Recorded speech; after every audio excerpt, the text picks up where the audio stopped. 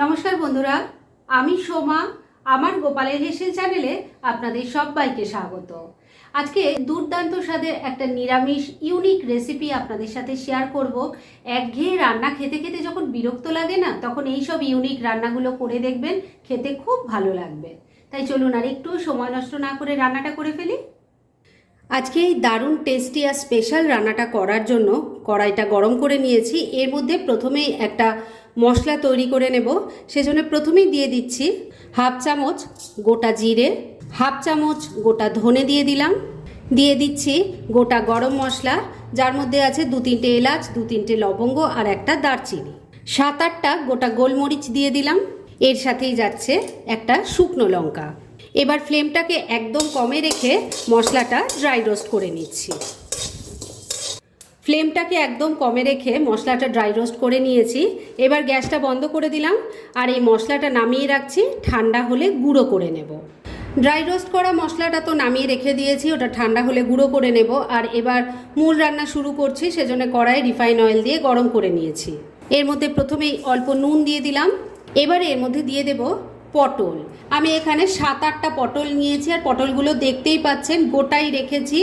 গাটা শুধু একটু ছুরি দিয়ে ঘষে নিয়েছি আর দুদিকটা এইভাবে কেটে নিয়ে মাঝখান দিয়ে একটুখানি কাট লাগিয়ে নিয়েছি, যাতে নুন মশলা ভালো করে ঢোকে।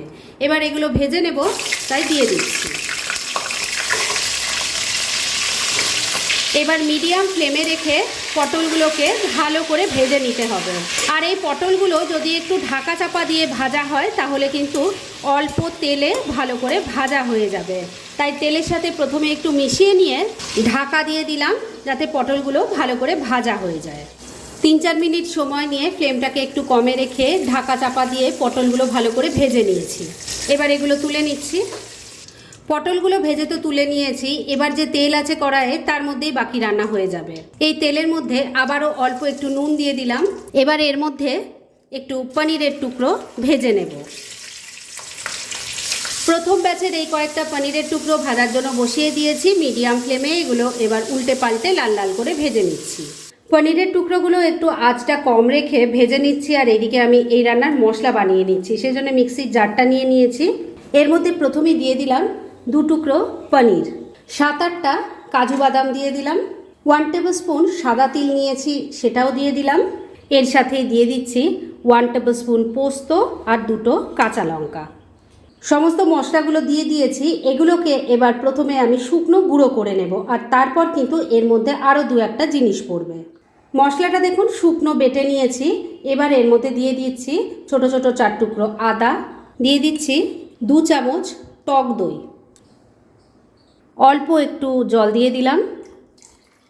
এবার এটা বেটে নিয়ে একটা মিহি পেস্ট তৈরি করে নিচ্ছি। মশলাটা দেখুন ভালো করে বাটা হয়ে গেছে।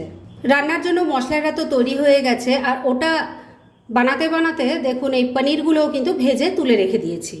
এবার যে তেল আছে তার মধ্যে অল্প একটু ঘি দিয়ে দিলাম। এবার তেল ঘি গরম হয়ে গেলে এর মধ্যে দিয়ে দিলাম অল্প একটু গোটা জিরে, দিয়ে দিলাম একটা তেজপাতা, একটা শুকনো লঙ্কা। এবার ফোড়নটাকে কয়েক সেকেন্ড একটু ভাজা ভাজা করে নিচ্ছি। ফোড়নটা ভাজা ভাজা হয়ে গেছে। এবার তৈরি করে রাখা মশলার পেস্ট ঢেলে দিলাম।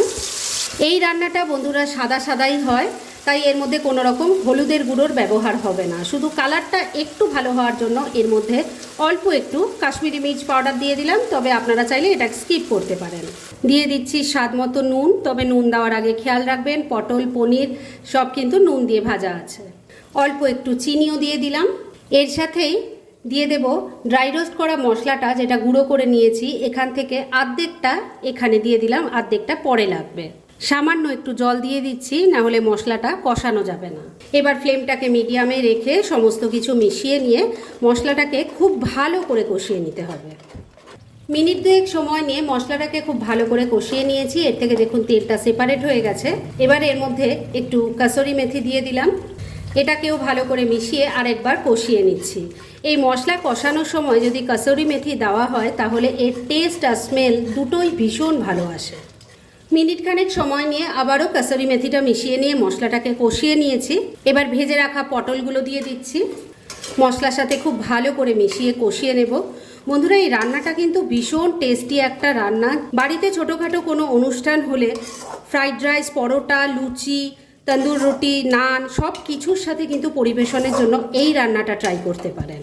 আর এরকম ধরনের অনেক ভালো ভালো নিরামিষ রান্নার রেসিপি আপনারা গোপালের ভেসেল সার্চ করলেই পেয়ে যাবেন, যার লিঙ্কটা ডেসক্রিপশন বক্সে দেওয়া থাকবে। ভেজে রাখা পটলটা মশলার সাথে মিশিয়ে নিয়ে মিনিট খানেক সময় নিয়ে ভালো করে কষিয়ে নিয়েছি।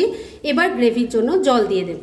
মিক্সির জারটায় অনেকটা মশলা লেগেছিল, তার মধ্যেই জল নিয়ে দিয়ে দিলাম। আর এই রান্নাটা বন্ধুরা একটু গ্রেভি টাইপ হয়, তাই সেই বুঝে জল দেবেন। ভালো করে মিশিয়ে নিচ্ছি। সব কিছু খুব ভালো করে মেশানো হয়ে গেছে। এবার ফ্লেমটাকে লো আর মিডিয়ামের মাঝামাঝি রেখে ঢাকা দিয়ে 3-4 মিনিট রান্না করে নিচ্ছি। মিনিট 4 রান্নাটা হয়ে গেছে, এবার ঢাকা তুললাম। আমি কিন্তু মাঝে একবার ঢাকা তুলে একটু নাড়াচাড়া করে দিয়ে নুন মিষ্টিটা চেক করে নিয়েছিলাম। এবার ভেজে রাখা পনিরের টুকরোগুলো দিয়ে দিলাম। এর সাথেই দিয়ে দিচ্ছি 3টে গোটা কাঁচা লঙ্কা। সব শেষে এর মধ্যে ড্রাই রোস্ট করা মশলা যেটা ছিল সেটা বাদ বাকিটা দিয়ে দিলাম।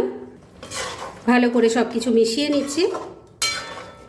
সব কিছু ভালো করে মেশানো হয়ে গেছে। এবার ফ্লেমটাকে আবারও লো আর মিডিয়ামের মাঝামাঝি রেখে ঢাকা দিয়ে 2-3 মিনিট রান্না করে নিচ্ছি। মিনিট 3 আবারও রান্নাটা হয়ে গেছে, ঢাকা তুললাম। এবার কিন্তু রান্না একদম রেডি। এইটুকু গ্রেভি থাকতে থাকতে আমি নামাবো, কেননা এটা ঠান্ডা হলে আরও ঘন হয়ে যাবে। তাই গ্যাসটা এখানেই বন্ধ করে দিলাম। আর এবার মিনিট 2 জন্য স্ট্যান্ডিং টাইমে একটু ঢাকা রেখে দিলাম, আর তারপর সার্ভ করে আপনাদের দেখাচ্ছি। ফ্রেন্ডস, আমার আজকের এই পটল পনিরের দুর্দান্ত স্বাদের নিরামিষ রেসিপিটা খেতে কিন্তু অসাধারণ হয়। আর এটা রেডি হয়ে গেছে, আমি সার্ভও করে দিয়েছি। এটার সাথে রুটি, পরোটা, ফ্রাইড রাইস, পোলাও, তন্দুর রুটি, নান যাই পরিবেশন করুন না কেন খেতে অসাধারণ লাগবে। খুব কম সময় কম উপকরণে তৈরি হয়ে যায়। আর বলেই দিলাম খেতে অসাধারণ হয়, সেটা একবার ট্রাই না করলে বুঝতেই পারবেন না। আর এরকম ধরনের অনেক ভালো ভালো নিরামিষ রান্নার রেসিপি আপনারা গোপালের হেসেল সার্চ করলেই পেয়ে যাবেন, যার মধ্যে থেকে কিছু কিছু আমি সাজেস্টেড বক্সেও দিয়ে দেব, সেখান থেকেও আপনারা দেখে নিতে পারেন। তাই গোপালের হেসেল অবশ্যই ভিজিট করুন। আর আপনারা কেমন ধরনের রেসিপি চাইছেন সেটাও কিন্তু আমাকে জানাতে পারেন। আমি চেষ্টা করব সেই সব রেসিপিগুলো আপনাদের সাথে শেয়ার করার। আর আমার আজকের এই রেসিপি যদি আপনাদের ভালো লাগে আর ইউজফুল বলে মনে হয়, তাহলে যারা এখনও আমার চ্যানেলটাকে সাবস্ক্রাইব করেননি তারা প্লিজ সাবস্ক্রাইব করুন। তাহলে আজকের মতো এখানেই শেষ করছি। পরদিন আবার এরকমই কোনো ভালো রেসিপি নিয়ে চলে আসব। আপনারা সবাই খুব ভালো থাকুন, সুস্থ থাকুন।